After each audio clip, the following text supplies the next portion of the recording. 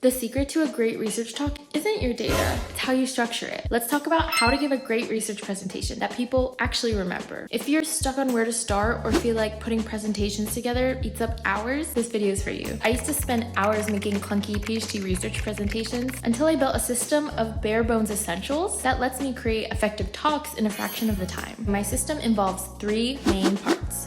First, you need to outline your structure. What are the key components? You open your PowerPoint and you need to make an outline of the slides that will be the backbone of your presentation. This is going to be your title, background, objectives, otherwise known as purpose or rationale, and then the how, the methods or techniques used. This is followed by the results, the data, the main points, and then the conclusion, usually closing with future directions or implications. You're going to want to open PowerPoint or Google Slides, whatever you're using, and then it will give you your title slide. I then like to add slides for each of these components and put a general title for that, results, methods, etc. In my opinion, the intro is the hardest part and it's the most important part, because this is setting up for the rest of your talk and you're gonna want people to understand what you're talking about, which begins with the foundation of your introduction.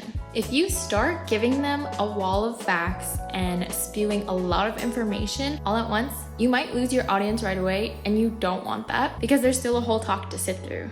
Instead, I want you to approach this like you're storytelling. Giving a presentation, a talk, should have the flow of a story. So how we're gonna translate this, how we're setting up the introduction, is problem, gap, solution, and then the how things are getting tested. The problem will explain to people why we care about what you're going to talk about, and then the gap is what fills them in on what's been tried and what hasn't been working. You'll then propose a solution of why you're doing your research with a little bit of background so people are understanding the context. And then finally the how, the more gritty details of how you approach this. So what does this mean in a research presentation? The problem, say in biomedical research, is some sort of disease. We're looking at Alzheimer's that affects this many people and it's really important, hard to treat. Then the gap is the current state. What's been tried, what isn't working. The solution is there's a gap in knowledge in this specific protein biology, and it's something that we can probably target for a therapy. So that's why we're studying this. And then you go into your approach of how you're doing that. How long should it be? How many slides should go into each part? I feel that this depends on the length of the talk that you're giving. Let's say you have an hour slot window for your presentation. Rule of thumb people typically follow is to do 1 to 2 minutes per slide. You're gonna wanna have one main idea per slide. A lot of people don't follow this and will put 5 different panels and takeaways per slide, but then that means you're gonna spend 5+ minutes on that slide. Just keep those things in mind. Okay, did you want to come with me? She just wants attention. It's okay.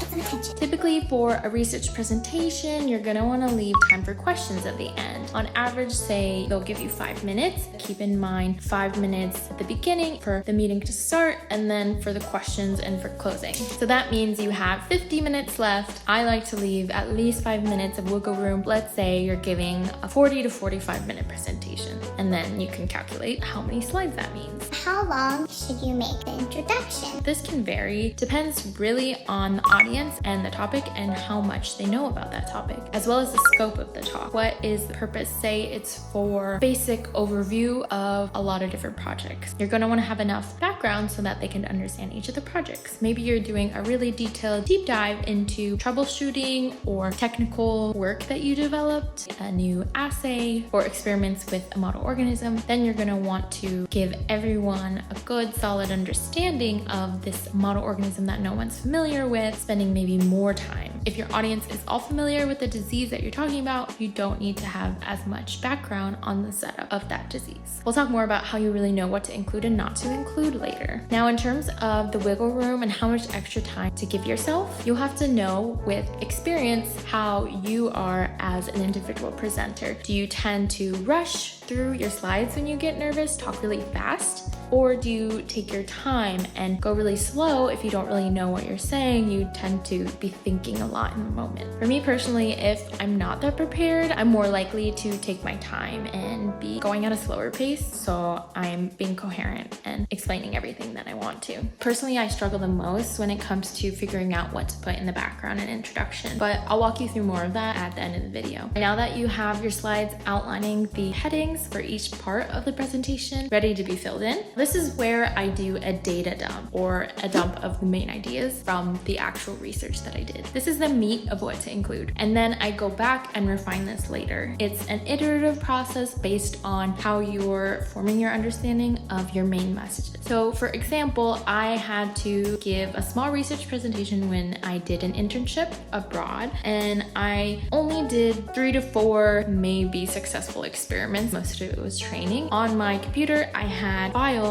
of the raw data, some graphs that I had put together on Excel, all of the results I generated. So then for each of these main points of data, I made a slide and would import them into PowerPoint so that the data, for example, graphs like Western blots of experiments, just putting pictures, tables, etc. onto the slide. So now you have a draft of the research results that you're going to go through in the middle of your presentation. So now we've outlined the structure. We have our headings of the backbone of what's going to go in there. We have the data dump. You can also kind of do a dump of things for the introduction, some main papers that you want to touch on for background, some images or slides maybe from someone who is previously in the lab. Typically they have done some sort of research or have some sort of slides on the basic information you need to know for that project. If not, you are setting the foundation for this project, you do the research, go through literature, look at other data, etc., and you'll be putting that together. And that's the easy part. The next part in the system is to know your message. This order might seem a little backwards, but trust me, it's not. The main thing is if you know your message that you want to give them, they'll know it and they'll be more likely to remember it. How I do this is I start by knowing my message per slide. Now we dumped all that data and we want to have one take home for each piece. This is really good to do first if you haven't really thought through the data yet, compiled it, and sat with it to understand how the story is going to flow and what each component means for your story. For example, I go to a graph on the slide and I'm looking through it, figuring out my conclusion, the bare bones result of that experiment. This drug caused this inhibition, meaning that this part of the pathway is blocked. And then I think about what are the implications for whatever that means for the science, biology. So I go through each data slide, put my conclusion. This is going to be the title of the slide. Then after I do that, I look how the conclusions are flowing and what that means for the overall set of data. This can be done in iterations as you figure out the main takeaways you want at the end of the talk, and then making sure that each slide that you are putting data is supporting that. This is really important. What is the one thing that you want the audience to remember? The main message of your research. When they think of you, they say, oh, that's the person that studies this and did this. You want to go back, make sure you're shaping your talk around this one main message. Write it out. This is the main takeaway at the end. So let's say you have a 10-minute conference talk. I'm going to narrow down to 5 to 6 pieces of data that I want to put in. I say this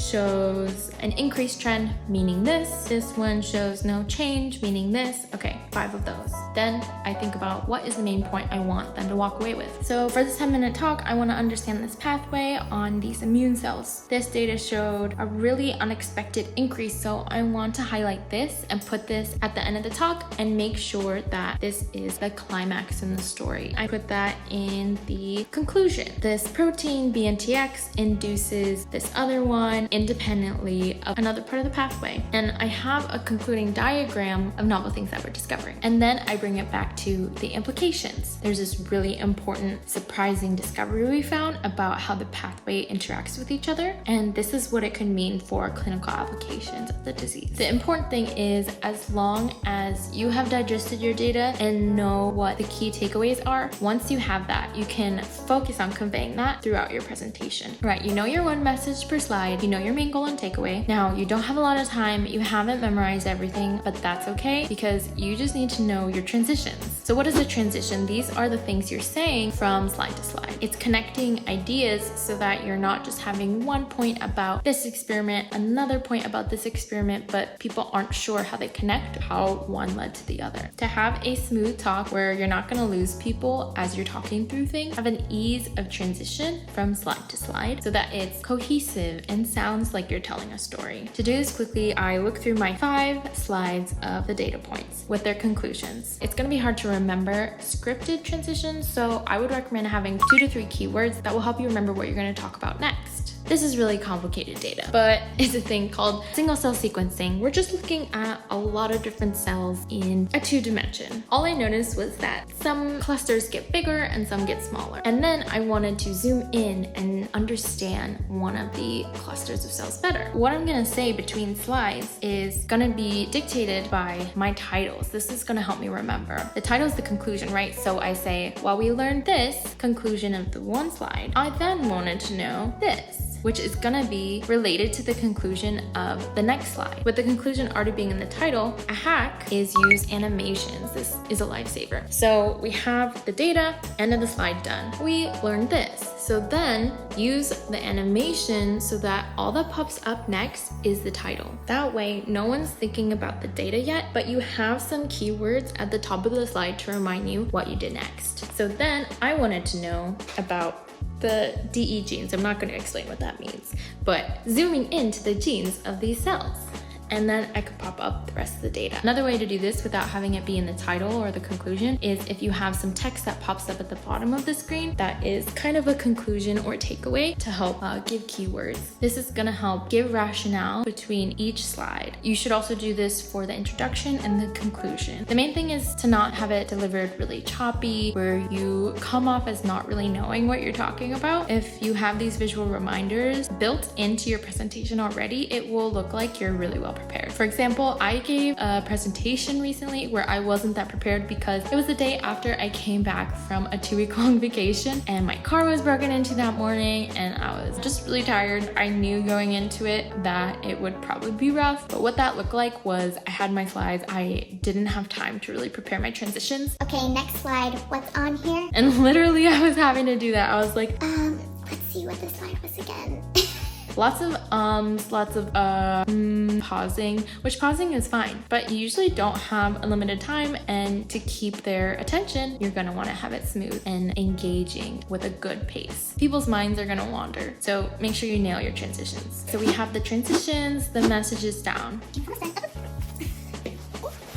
But now how are you gonna decide what to include, what to leave out? There's a lot of background you could put in. It's hard to know what's too much, what's not enough. Same with the data. You've probably done a ton of work and you wanna show that, but that might not actually be essential for the message, the main goal that we decided on for this talk. And that's okay. There's only really 3 main things that you need to focus on. Now, with each of these 3 parts, really, if you just keep asking yourself these questions, it'll help you narrow down what you're gonna put in. For the key background to include, ask yourself, is this essential for something later? Is this piece of information that I'm providing you going to be important to understand a later piece of data, a later point in the rationale? If not, don't include it. For example, I was giving a talk on a new cancer drug I was working on, but a lot of other people in the group were familiar with it, and there was a lot of work already done on it. In my background, I was building these slides in a way that helped me understand the history of this research. For example, there was a previous version of the drug, and here's all the things that happened to it and what went wrong to lead to the thing that I was working on now. But the amount of details I had put in about the previous product didn't make sense to include because I was really only doing research and producing data on the newer version. So rather than going in chronological order, putting a whole history of the field of the thing that you're working on, cut to the chase and just give the key points that are going to help the audience come along the journey with you. Oh, this is one important part of the history of the old drug, why we're addressing the formulation of the new drug. For example, to know the key data to include,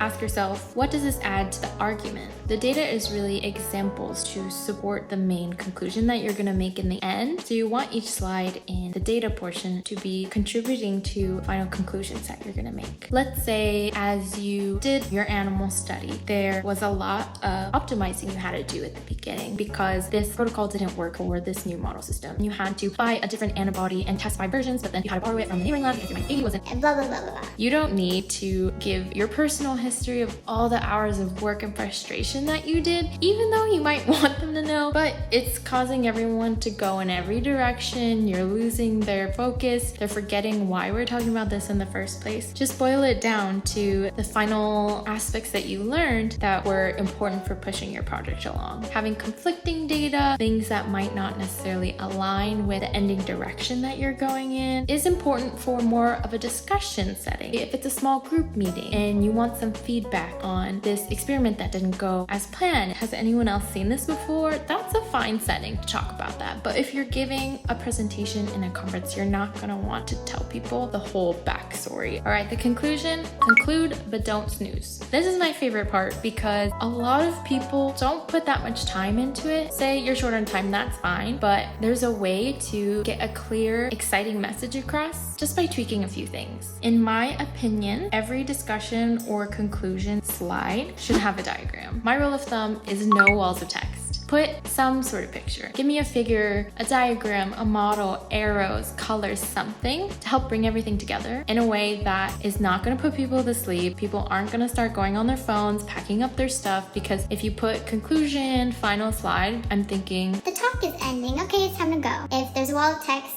I'm tired, I don't want to read right now. You're gonna read it to me. Okay, that's a lot of active listening. Pictures are, what do they say, worth 1,000 words.